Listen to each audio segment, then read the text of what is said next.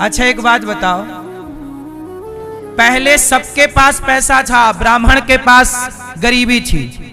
जितने भी पुराना इतिहास पढ़ोगे एक गरीब ब्राह्मण था। पहले ब्राह्मण गरीब था, लेकिन क्षत्रिय पैसे वाला था, वैश्य भी पैसे वाला था और शूद्र भी पैसे वाले हुआ करते थे। मैं आपको उदाहरण दे रहा हूं, चलो बताओ। जब राजा हरिश्चंद्र ने अपने आप को बाजार में बेचा तो हरिश्चंद्र को किसने खरीदा था? ब्राह्मण ने, क्षत्रिय ने, वैश्य ने कि शूद्र ने? उत्तर दो, किसने? जोर से, किसने? शूद्र ने, डॉम ने खरीदा था। डॉम, जिन्हें आज आप दलित भाई कहते हैं। इसका मतलब है राजा हरिश्चंद्र को खरीदने की ताकत एक दलित भाई में थी। मतलब उस जमाने में दलितों के पास भी धन था, तब ना खरीदे होंगे। मतलब हमारे देश में गरीबी नहीं थी, सबको धन पर्याप्त था। इतना धन था कि वो राजा को भी खरीद सकते, खरीद लिया। और हमारे देश में क्या षड्यंत्र फैलाया गया कि दलित के पास तो पैसा ही नहीं है, तुम्हें तो पढ़ने का अधिकार नहीं दिया गया, तुम गरीब हो। ना मेरी मां, ब्राह्मण, क्षत्रिय, वैश्य, शूद्र चारों को पढ़ने का अधिकार था, चारों को कमाने का अधिकार था, चारों धनवान थे। मेहनत जो करेगा तो वो आज भी धनवान होगा, आज भी नहीं करेगा तो आज चाहे क्षत्रिय हो चाहे वैश्य आज भी गरीब है यदि काम नहीं करोगे तो। लेकिन हमारे देश में आपस में लड़ाने के लिए जो मुगलों ने, अंग्रेजों ने और कुछ नेताओं ने जो राजनीति की, इससे बड़ा नुकसान हो गया। भारत के इतिहास को ठीक से जाना नहीं, कोई भेद नहीं था। हाँ या ना? आज तो हमारे देश में जातियों के नाम पे समीकरण निकलते हैं। अच्छी बात नहीं है जातियों के नाम पे लड़ना, प्यार मोहब्बत से रहना चाहिए। भारत की अखंडता, एकता को बनाए रखो। हम आपस में लड़ जाएंगे तो फिर यह देश गुलाम हो जाएगा।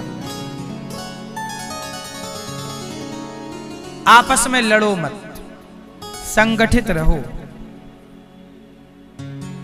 सुदामा जी, तो मैं आपसे क्या कहना चाहता था कि हमारे देश में शिक्षा कैसी हो? जोर से, फ्री हो। शिक्षा कैसी हो? फ्री। दो चीजें फ्री करनी चाहिए सरकार को, शिक्षा और स्वास्थ्य।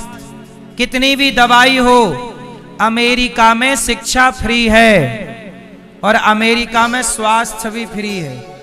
अमेरिका में जितना पढ़ना चाहे, जितना इलाज कराना चाहे, सब फ्री है अमेरिका में। इसलिए वो तरक्की कर गया क्योंकि उसने शिक्षा और स्वास्थ्य पर ध्यान दिया। और हमारे देश के नेता हिंदुओं को आपस में लड़ाने पर ध्यान दे रहे। कैसे ये लड़ेंगे? जातवाद में कैसे ये लड़ते रहे?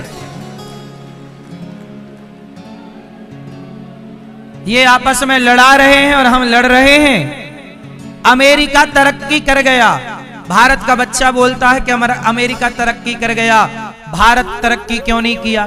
क्योंकि अमेरिका ने शिक्षा पर ध्यान दिया, हमारी सरकारों ने शिक्षा पर ध्यान दिया ही नहीं। गा से गधा पढ़ा रहे हैं। अब गधा पढ़ेंगे तो गधे ही बनेंगे। इसलिए शिक्षा रीढ़ की हड्डी है सनातन की, सनातन की नहीं, धरती की। जो समाज शिक्षित है, हमारे देश में चप्पलें चोरी हो जाती हैं। सुनो बेटा, सुनो सुनो, चुप रहो। हमारे देश में क्या चोरी हो जाती है? चप्पल। इसलिए हमारी मैया कथा में आती है तो चप्पल पे ही बैठ जाती है। ले जा चोर, कैसे ले जाएगा? अभी भी सैकड़ों मैया चप्पल पे बैठी होंगी, चप्पल पे बैठ के सुन रही है कथा। आसन अच्छी है, चप्पल की आसन। बेचारी मैया भी क्या करे, 200 रुपया की चप्पल खरीदी, बाहर उतारे तो फिर लाओ 200 रुपया।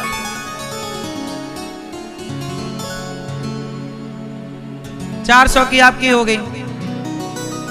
4 चप्पल तो 4 पहन के आई थी क्या? है? एक चप्पल 4 बार चोरी हुई,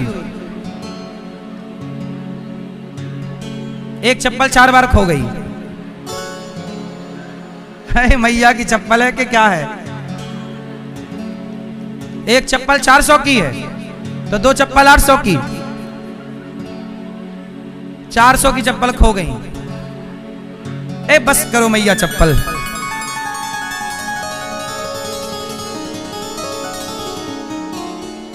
सुनो, हमारे देश की अशिक्षा का हाल देखिए कि हमारे देश में आज भी चप्पल चोरी हो रही है, चलते फिरते मोबाइल चोरी हो रहा है। हमारा देश चोरी करने पे दिमाग लगा रहा कि इसकी चैन कैसे काटूं।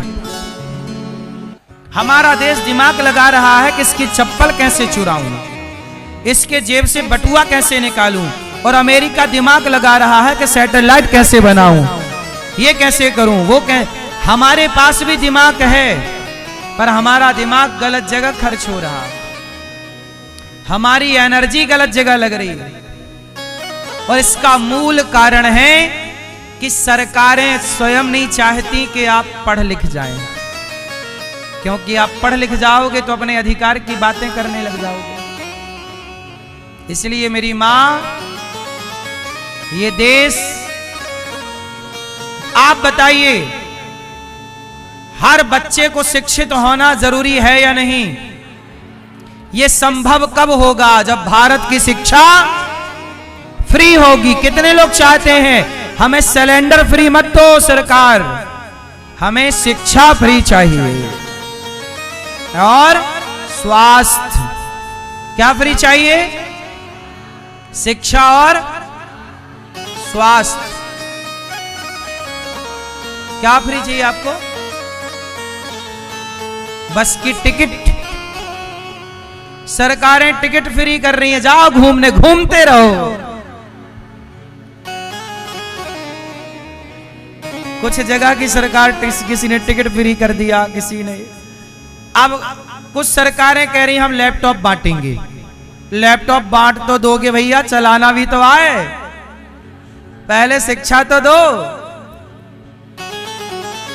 इसलिए मेरी मां, भारत का तो भगवान ही मालिक है,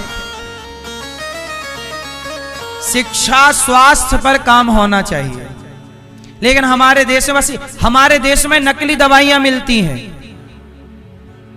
बोलो हाँ, इंजेक्शन मिलता है लौकी पे लगाने वाला, रातों रात इतनी बड़ी हो जाती है लौकी।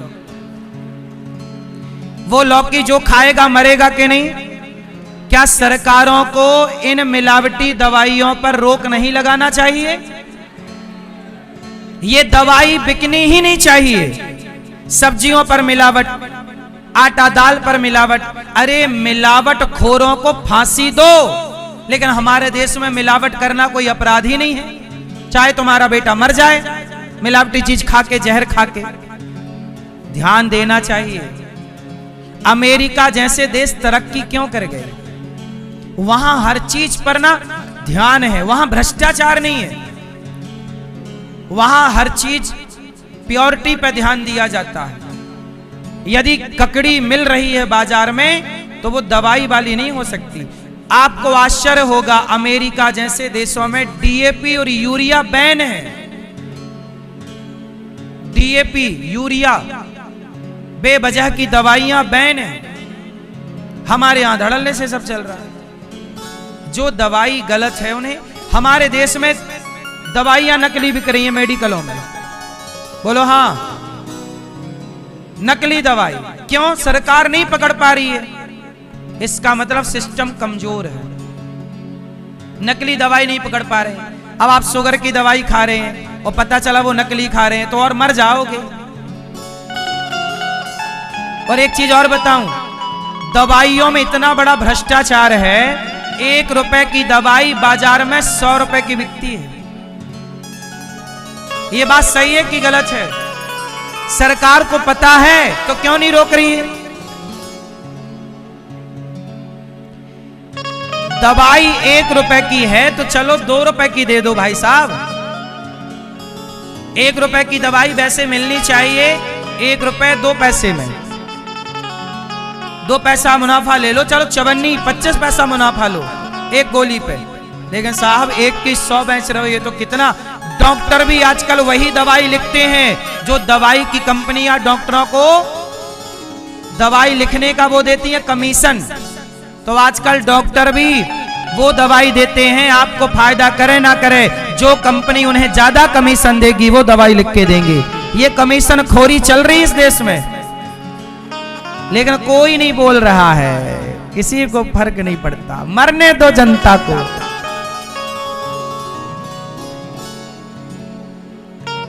कौन कहे किसे कहे, पढ़ लिख जाओगे तो आप ये अधिकार की बातें करने लग जाओगे। इसलिए सरकारें चाहती हैं कि आप पढ़ो ही मत। क्यों? नकली दवाइयां, नकली सब्जियां बाजार में मिल रही हैं। सुना था नकली चावल मिल रहा है, सुना है नकली दूध मिलता है, सुना है नकली घी का तो तिरुपति बालाजी में लड्डू बना दिया। नकली घी। भैया काहे नहीं रोक रहे हो नकली घी को? क्यों नहीं फांसी पे लटका रहे हो इन गधों को जो नकली बेच रहे हैं? आपका बेटा खा जाए तो मर जाए। कितना जहर है नकली, नकली दूध, नकली दही, नकली पनीर। हद होती है भाई। बताओ ये सब सही है गलत है? इसलिए मेरी माँ, बाजार की चीजें ना परोसा करो बच्चों को, घर पे ही गैया रख लो, घर का ही दूध दही प्रयोग करना चाहिए। समझदारी तो ये है। बाजार की हर मिलावट चीज से बचना चाहिए। हाँ या ना? बोलो हाँ कि ना?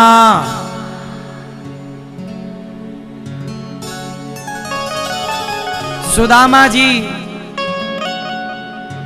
मैं आपको कुछ बात बताऊं, मैं सरकार का बहुत फायदा करा सकता हूं यदि नीति सही हो तो। देखो हम एक उदाहरण से आपको समझाते हैं, सुनो। हमारे देश में बाढ़ आती है कि नहीं? हर साल हमारे बिहार में बाढ़ आती है। बोलो हाँ कि ना? हर साल बिहार में बाढ़ आती है। हर साल 1000 करोड़ रुपया सरकार बांटती है बाढ़ प्रभावित क्षेत्रों में। मैं एक बात बताऊं, बाढ़ आती है, मैं कहता हूं ऐसा काम करो ना कि बाढ़ ही ना आए। बताओ आपके पास कोई उपाय है ऐसा कि बाढ़ आनी बंद हो जाए? मेरे पास उपाय है, कहो तो बताऊं। ऐसा है, सरकारों को पैसा कहां खर्च करना चाहिए। देखो सरकार तो हमारी बात सुनती नहीं है, तो हम जनता को ही सुना देते हैं, आप ही सुन लो। कभी आप लोग आना सरकार में तो आपको याद रहेगा। सरकार तो सुनती नहीं है। सुनो, ऐसा है कि हर साल बाढ़ आती है, हजारों करोड़ बर्बाद होता है। मैं कहता हूं कि ऐसा काम कर दो कि बाढ़ ही ना आए। उपाय सुनो। बाढ़ कब आती है? एक नदी में पानी हो जाता है ज्यादा, तो वो पानी गांव में घर में घुसने लगता है। हम कहते हैं नदियों को नदियों से जोड़ दो, बड़ी नदी को छोटी नदी से। अब होता क्या है कि एक नदी में पानी ज्यादा है और दूसरी नदी खाली पड़ी रहती है। बोलो हाँ। तो एक बड़ी नदी को यदि छोटी नदी से जोड़ दिया जाएगा तो उस छोटी नदी के अगल बगल के किसानों को भी लाभ होगा, उन्हें पानी मिल जाएगा। और पानी जो गांव में घुसता था घर में, वो नदी के द्वारा डिवाइड हो जाएगा।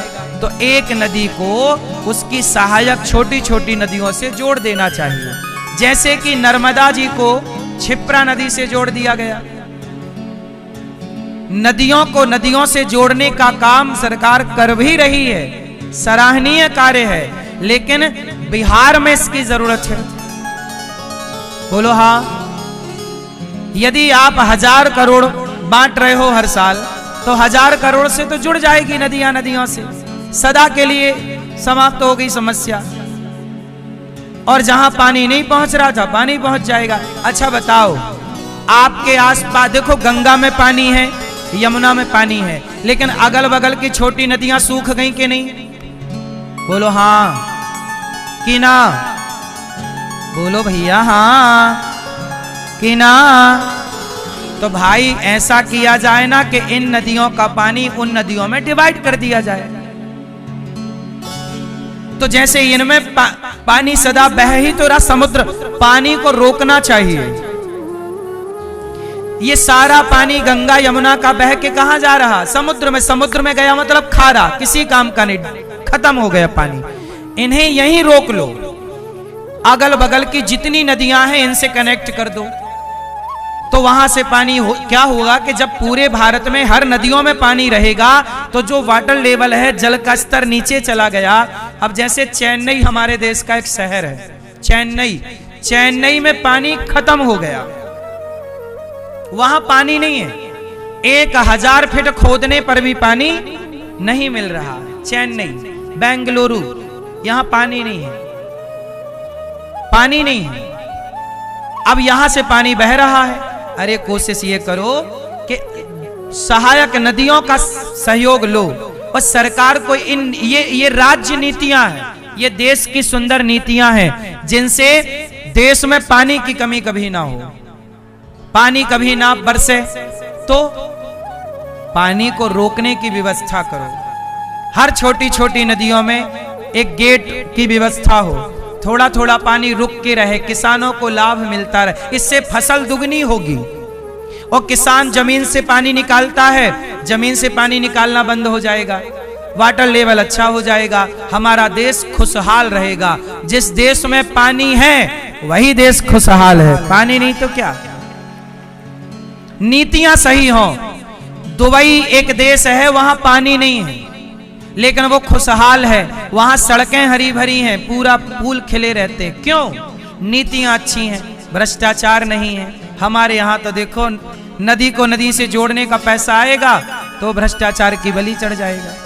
नीति अच्छी नहीं है, सरकार को इन पर ध्यान देना चाहिए। हम तो भारत के नागरिक होने के नाते हमारी समझ में जितना आ रहा है हम सरकार को क्या समझाएं, सरकार समझदार है, पर बात अच्छी लगे तो उतार लेने में कोई बुराई नहीं है। सरकार को बड़े बड़े बुद्धिजीवी सलाह देते हैं, लेकिन मुझे लगता है सरकारों को आम जनता से भी सलाह लेनी चाहिए। बोलो हाँ भाई, जो आपके बुद्धिजीवी हैं जरूरी नहीं है कि वो सही सलाह दे रहे हो। सलाह दे रहे होते तो आज तक बड़ी बड़ी नदियों को छोटी नदियों से जोड़ने का सिलसिला चल पड़ा होता। मतलब सलाहकार आपके अच्छे नहीं, सरकारें सलाहों से चलती हैं। सलाहकार, जिस सरकार का चंद्रगुप्त के सलाहकार चाणक्य थे, दशरथ जी के सलाहकार वशिष्ठ जी थे। जिनके सलाहकार जितने अच्छे होंगे सरकार उतनी अच्छी होगी, क्योंकि नेता कुछ करते नहीं हैं, वो तो सलाह देने वाला सिस्टम होता है। वो जितना समझदार होगा उतनी अच्छी सरकारें चलती, नीतियां वो बनाते हैं। सरकारें तो केवल साइन करती हैं, प्रधानमंत्री जी साइन करते हैं, नीतियां तो वो बना के देते हैं। लेकिन उन लोगों को चाहिए कि वहां पे वो लोग बैठे जिन्हें राष्ट्र से प्रेम हो, राष्ट्र से प्रेम हो। यदि राष्ट्र से प्रेम ना हुआ और गलत नीति बना के मोदी जी को दे दी जाए और वो कर दें साइन, तो नुकसान हो जाएगा देश का। इसलिए मेरी माँ, आप लोगों से मेरी प्रार्थना है कि अपने बच्चों को पढ़ाओ, राष्ट्र प्रेमी बनाओ, क्योंकि आप में से ही किसी का बच्चा आने वाले समय में भारत का प्रधानमंत्री होगा, राष्ट्रपति होगा।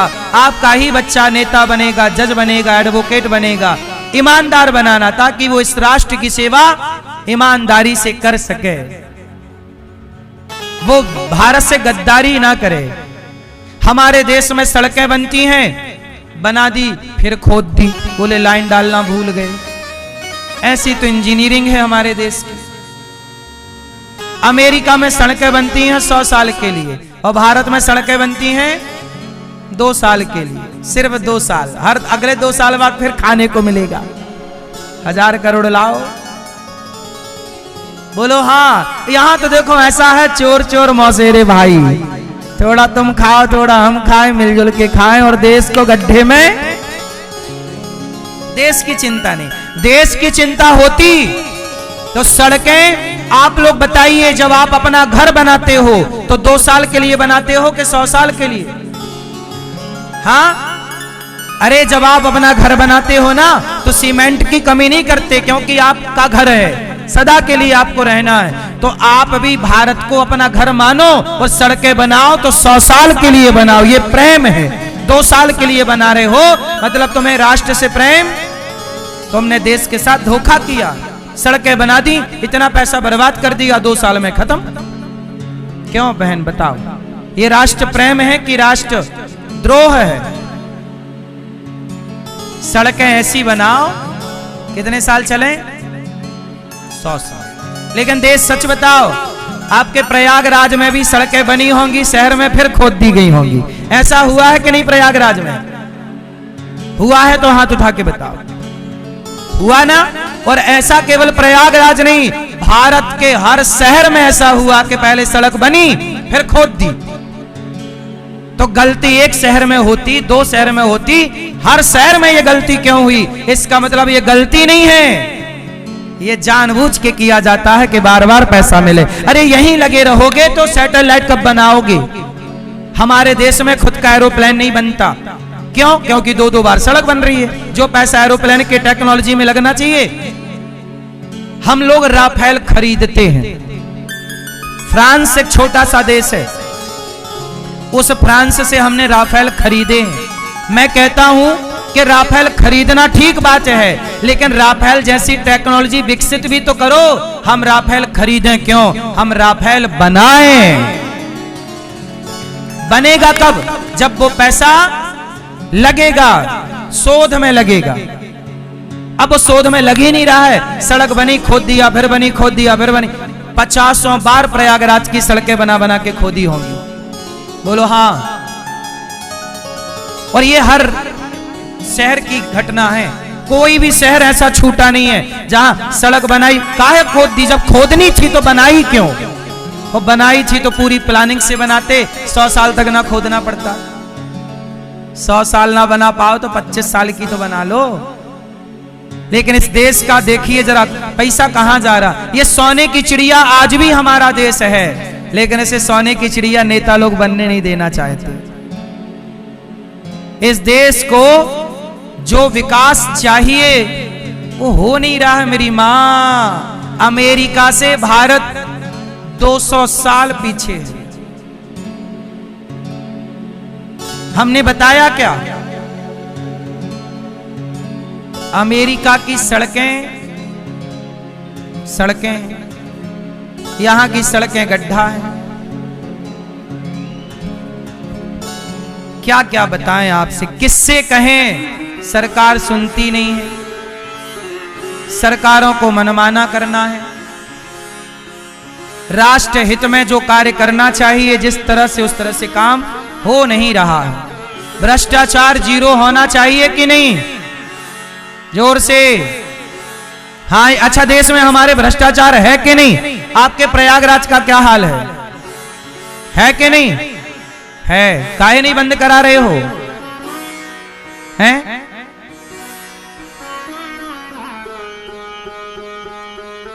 आवाज लगाओ। जो नेता, जो लोग पैसे मांग के काम करें, उनको बोलो कि भाई ये गलत है। उनको पब्लिक तक पहुंचाओ कि ये कैसे कर रहा है। समाज का भी डर हो। आप लोग नेताओं से डरते रहते हो, आप लोग सिस्टम से डरते हो। अरे सिस्टम को भी तो किसी का डर होना चाहिए। बिना डर के चलता नहीं है कुछ। भय बिनु होए न प्रीत। जनता का डर होना चाहिए कि जनता आवाज उठा देगी, भ्रष्टाचार नहीं करो। लेकिन यहां कोई नहीं बोलता।